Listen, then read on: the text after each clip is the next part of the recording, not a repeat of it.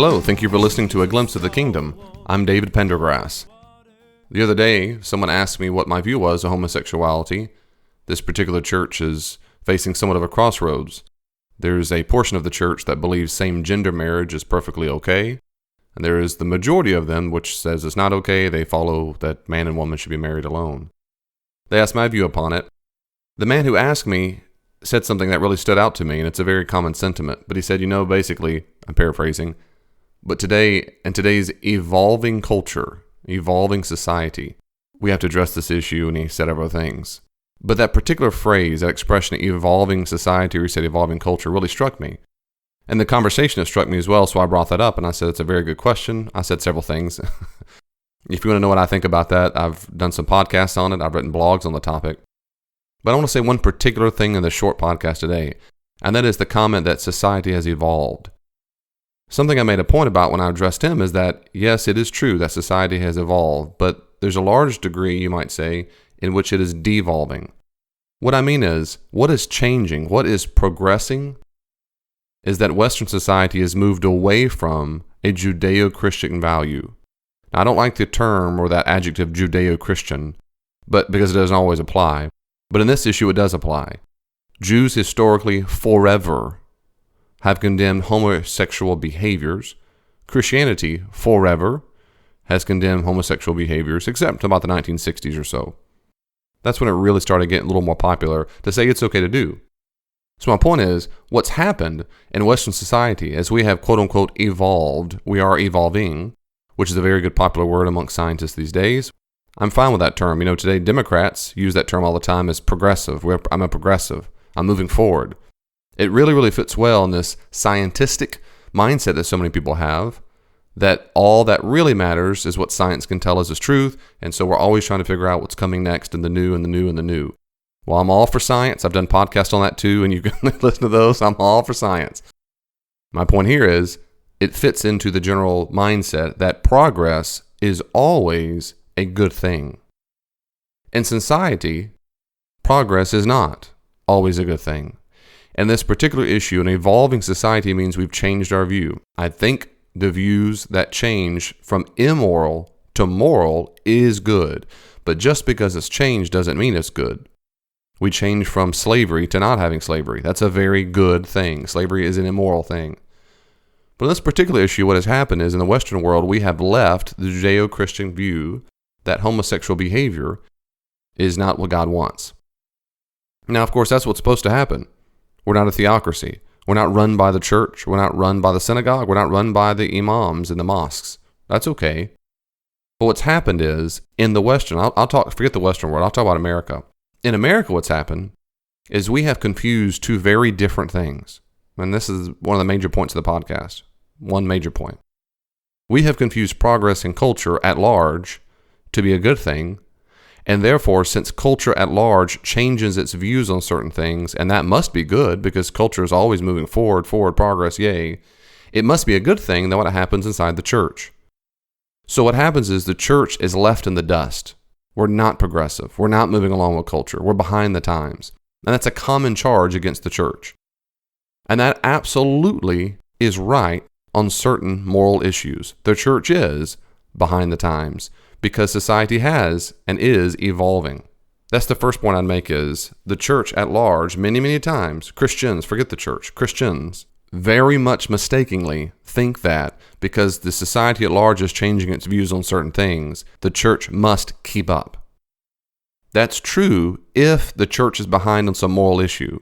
That's only true if the church as a whole is behind on a particular moral issue for whatever reason. That doesn't mean Jesus is behind it. Doesn't mean the gospel is behind the times. If there are beliefs in the church that aren't moral, we should change them. Of course, the problem is most people don't look at it that way. They just think, well, because it's progressing, it's good. And so the homosexual agenda is one of those things. It fits nicely in that category. We've got to move on. We move past racism. We've got to move past this gay stuff.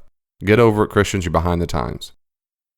The second thing I'd say, and I said this at the meeting when I was with the people, is it's very important to understand that we are not evolving past a Christian ethic or in a culture. We are devolving. We are regressing. That is to say, we are becoming more and more paganized. It's so much more acceptable to be an atheist or a skeptic or non-affiliated than it ever was in the history of the last 1,500 years. It's the thing to do now. And so several people have left the faith. A lot of people are not coming to the faith. They're growing up in households for 2-3 generations who've never heard the word God, much less if they've heard it, they don't know what it means. They don't know what Christianity means or any particular religion. So what's happened is we are going back to an overwhelmingly paganized society.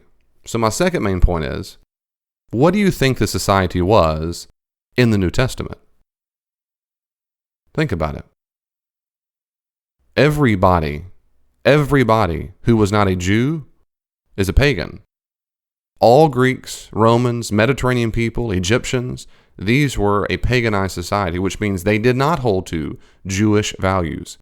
All the primitive and early Christians were Jews, which means all the early Jewish Christians also were the only people in all of their surrounding environment, besides the occasional philosophers here and there, that condemned certain moral issues.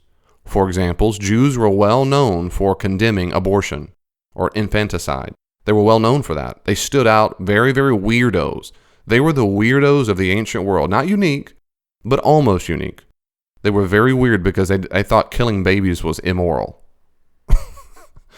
And everybody at the time thought they were stupid for thinking. I mean, the literature we have, they thought they were backwards. These people are crazy. They worship this God from the ancient world. Now, a lot of people did admire the Jews because they had good morals. That's a good thing. But on the moral issues with which they disagreed, it was considered unenlightened, backwoods by the Greeks particularly. Well, Greeks and Romans.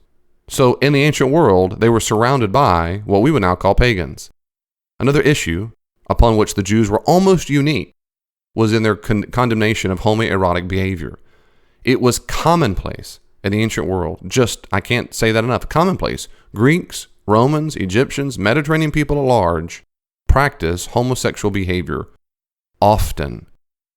Men had sexual things. I don't think men have sex with men. They did sexual things with other men all the time. They did it with male slaves. They did it with people in war and military when they were off and away. It was very commonplace even in the domos, the home, the house. In Roman society, men and the boy slaves slept on one side of the house. Women and their slaves slept on the other side of the house. Women did the same thing. Women would do sexual things with their female slaves. It was commonplace. They would do what we now call bisexual things. So homosexuality as a preference and as a plaything both occurred throughout the ancient world. Bisexuality occurred throughout the ancient world. And only certain Greco-Roman philosophers frowned upon it.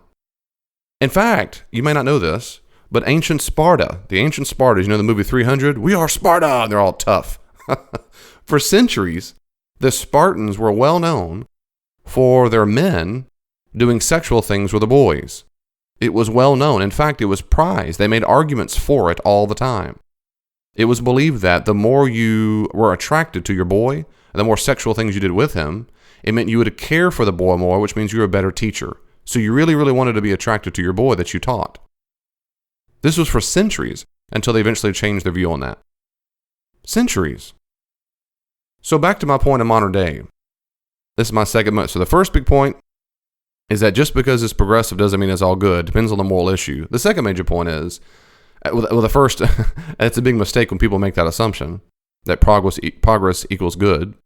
The second major mistake the church is making is by thinking that today we're evolving to new moral heights because we've come to new awareness. That's not what has happened. In the ancient world, Jews and then Jewish Christians, including Jesus, were not behind the times.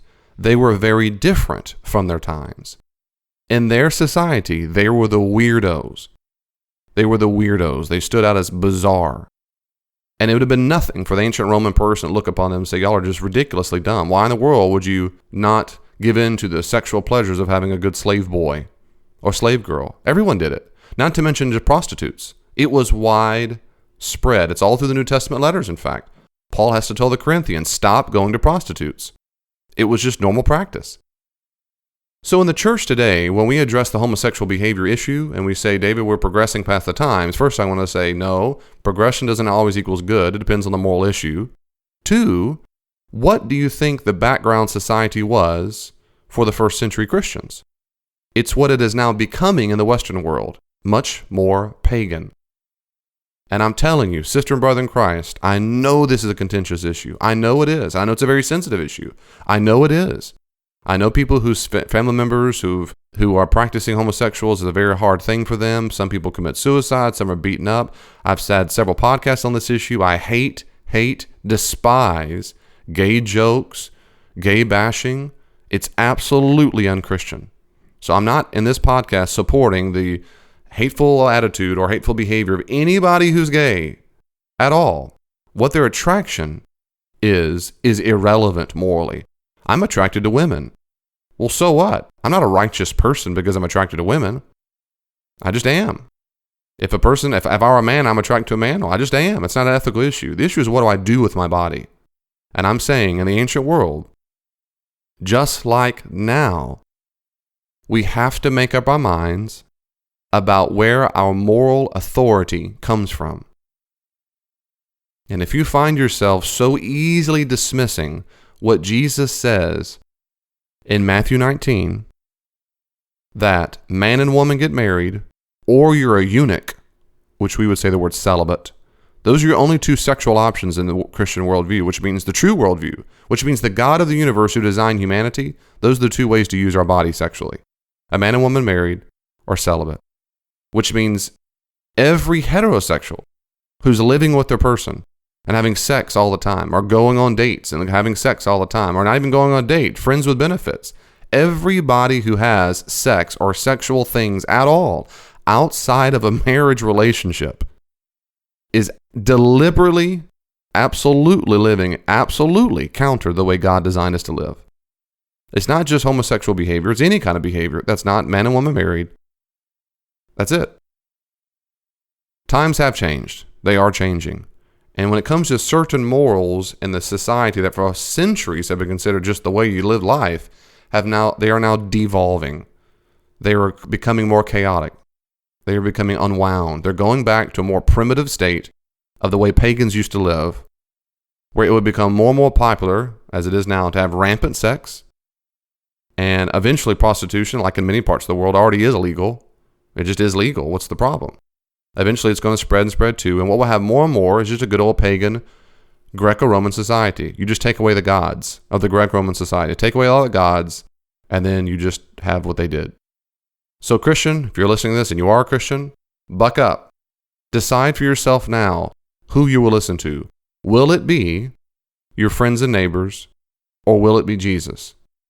And this is going to sound very forthright and mean, I guess, but I don't mean it mean. I really just mean this logically. If you dismiss what Jesus says in Matthew 19, then why are you a Christian? I mean, the definition that Jesus said, not me. I didn't make this up. I didn't write the New Testament. Not Joel Osteen, not Oprah. Jesus said, if you come after me, you must deny your will, pick up your cross, and follow me. The New Testament Gospels are replete with examples of people who had to give up things they cherish so much to follow him. Jesus says, like a person going to build a big, big house, he has to consider the cost before he goes all in. That's in Luke 14. Have you considered the cost that by being a disciple of Jesus is more than warm giggles and a happy feeling and a good worship experience and thick rimmed glasses and skinny jeans? Have you considered that following Jesus means you're going to have to give things up? That all of your desires that are not what he wants, all of the things aside, all the pride, all the gossip, all the everything, that you have to give that up? If you haven't considered that, I encourage you to consider it now. If you haven't read the Gospels, go read the Gospels. If you're in a church that tells you God just wants to bless you no matter what, and you don't have to give up anything at all, leave quickly. The love and joy that is found in the kingdom of God is real, but it's not found with you on the throne.